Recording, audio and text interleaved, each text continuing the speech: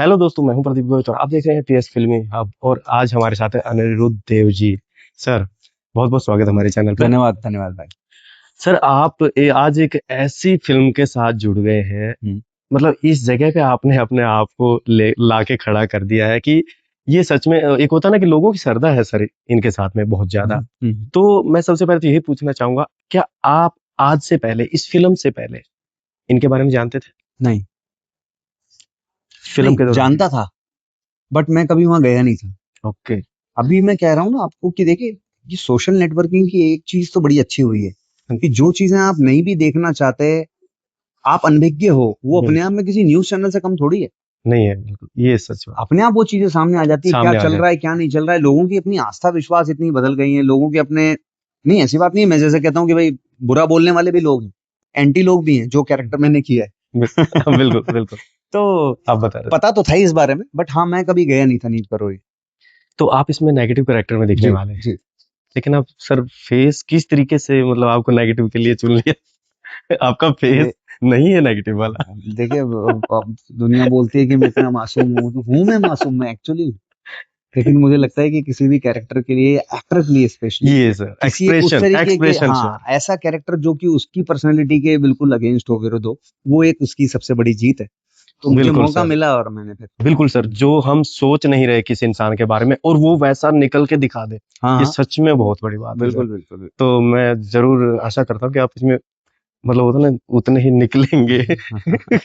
गलत, negative. Negative वाला ही है। हाँ जी। हाँ तो सर, अब मैं पूछना चाहूंगा सुबोध भावा जी के बारे में। जी। उनके साथ आपका एक्सपीरियंस कैसा था काम करने का? देखो गोयत भाई, आपको एक बात बताता हूँ कि सुबोध जी जो है ना, वो हमारी इंडस्ट्री के, मतलब हालांकि उन्होंने मराठी सिनेमा तो बहुत ही बहुत सर। नेक्स्ट लेवल पे किया है। वो एक ऐसे महाराष्ट्रियन एक्टर हैं, मैं आपको कहूंगा, जिन्होंने सबसे ज्यादा बायोग्राफीज की, जी सर। जिनको बायोग्राफी का किंग कहा बिल्कुल जाता है। बिल्कुल और सर। किसी भी कैरेक्टर को प्ले करना, उसके लिए एक अपनी एक अलग तैयारी होती है। जी ऐसे सर। एक्टर के साथ काम करना अपने आप में एक बड़ी अच्छी बात है, एक चुनौती है। बिल्कुल और सर, मैं तो बोल भी एक रहा एक था कि जब उनका कोई ट्रेलर आता है बायोपिक के ऊपर, हाँ, आपने बताया, मुझे अच्छा मैं तो लगा, वाह, देखता भी बिल्कुल। नहीं हूँ, मैं सच में नहीं देखता हूँ। हाँ, क्योंकि नहीं ये, और मैं आपको बताऊं, गिने चुने एक्टर्स हैं, ऐसे बहुत सारे एक्टर्स नहीं है जिन्होंने इतनी बायोग्राफी की हो। और ही इज जिनके वन ऊपर ऑफ इट्स ओन उंगली ना काइंड। उठी हो। बिल्कुल बिल्कुल बिल्कुल, बहुत बहुत खूबसूरती से आप किरदार को निभा के ले जाते हैं, वो एक बड़ी बात है। इसका शूट कहाँ पे हुआ है सर? बहुत सारी जगह हुआ है ये। हल्द्वानी में भी हम लोगों ने शूट किया।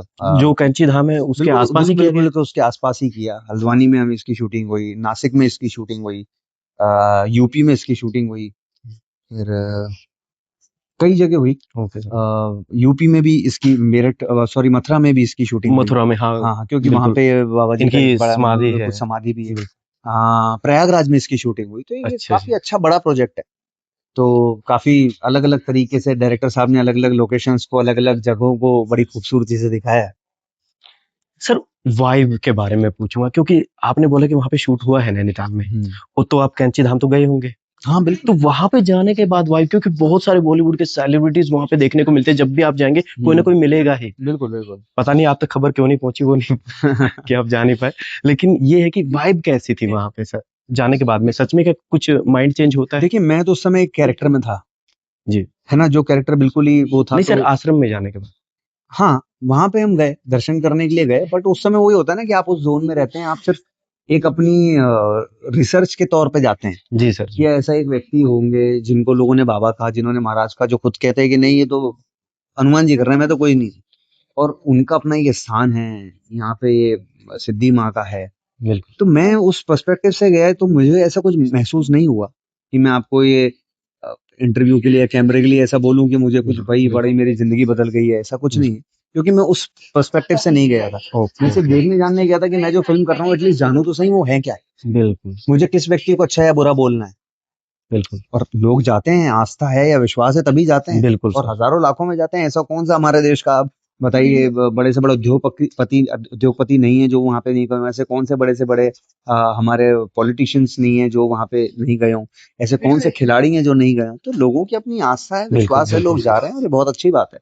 और इस तरीके से मैंने जैसे कहा कि जेनजीज में एक सोच बदल रही है, सोच बदल रही है लोग वहां सर, पे जा रहे बिल्कुल। हैं। दिल्ली से सर 50% लोग जाते हैं वहां पे। वही मैं कह रहा हूँ ना सर, सैटरडे को अब या तो आप पार्टी कर लो या फिर आप वहाँ सत्संग कर लो।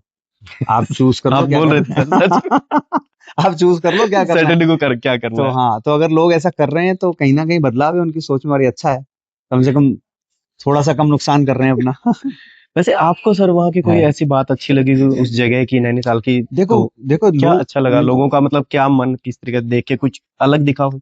देखो वहाँ माहौल तो है एक, जो आप वाइब की बात कर रहे थे ना, हम्म, वो वहाँ पे एक अलग आस्था और विश्वास। आज से पहले जब हम छोटे थे, हमें सिर्फ ना वैष्णो देवी जी का समझ में आता था कि भाई वहाँ जी। इतने सारे लोग जाते हैं, इतनी आस्था होती है, और उसके अलावा कोई ऐसी जगह। वैसे हरिद्वार और ऋषिकेश भी पास ही थे, हाँ आप हाँ तो वहां बिल्कुल पे गए बिल्कुल, हो? नहीं नहीं वहाँ नहीं गए, वो थोड़ा सा वही अलग पहले अलग गए हैं सिटी कभी में। वहां पे? हाँ बिल्कुल पहले गया हूँ, ओके। बिल्कुल गया हूँ, हरिद्वार गया हूँ, ऋषिकेश भी गया हूँ, वहाँ सबसे गंगा ज्यादा आरती लेकिन देखी है। वैष्णो देवी सुना आपने? हाँ तो वो सुना था, तो क्योंकि वहां पे बचपन से वही चीजें देखी। जी बिल्कुल। उसके बाद में एक ऐसी जगह जाऊं जहां मैंने इतनी भीड़ देखी होगी, वो हमारे कैसी था, हमारा राजस्थान में भी आपका खाटू श्याम जी का भी है। एक्चुअली देखा जाए तो अब पिछले कुछ सालों में ना काफी ज्यादा बढ़ गया है। महाकाल भी देखिए आप, कितने लोग जाने लगे, तो लोगों की जो कहीं और जाने के वनस्पत, अगर ऐसे श्रद्धालु जो हैं वो वहां पहुंच रहे हैं, तो ये एक अच्छी बात है। ये अच्छी बात है सर। तो ये फिल्म कब आ रही है सर, एक बार हमारे दर्शकों को जरूर 24 बताइए। तारीख को ये फिल्म आ रही है, और जो लोग फॉलो करते हैं बाबा को, वो लोग तो जाए हैं। इसके अलावा जो लोग नहीं भी मानते वो भी जाएं, तो समझ में आएगा कि जो लोग नहीं मानते वो क्यों मानने लगे, या फिर नहीं मानना चाहिए मानना चाहिए, वो आपकी अपनी आस्था है। लेकिन एक इतनी पावन परम पूज्य जो हैं हमारे बाबा बाबा नीम नीम करोड़ी करोली जी, जी। उनकी जो फिल्म है, एक बार आप देखें और समझें, और उनके वो एक्चुअल किस्से जाने कि दरअसल हुआ क्या था, क्योंकि बहुत सारी कहानियां इंटरनेट पे इधर उधर की हैं बहुत जो सारी कहानियां सर। बनाई हुई हैं, और ये कहानी और ये फिल्म जो है, ये बिल्कुल रो है। जो जो फैक्ट हैं, जो तथ्य हैं, Fact। उन पर ही आधारित। सर एक छोटा सा लीक और निकलवा ही लेता हूँ। बिल्कुल आने बताइए। वाला प्रोजेक्ट क्या है सर? हाँ अच्छा, वो बहुत जल्द एक और फिल्म आ रही है मेरी नेटफ्लिक्स पे, जिसका नाम है हम हिंदुस्तानी, और ये 26 की स्लेट में है, बहुत अच्छी फिल्म है, जिसको डायरेक्ट किया है राहुल ढोलकिया जी ने, ओके सर। और मुख्य भूमिका में सैफ हैं, Saif Ali sir, okay sir. And Prateik Gandhi है, दीपक डोबरियाल है।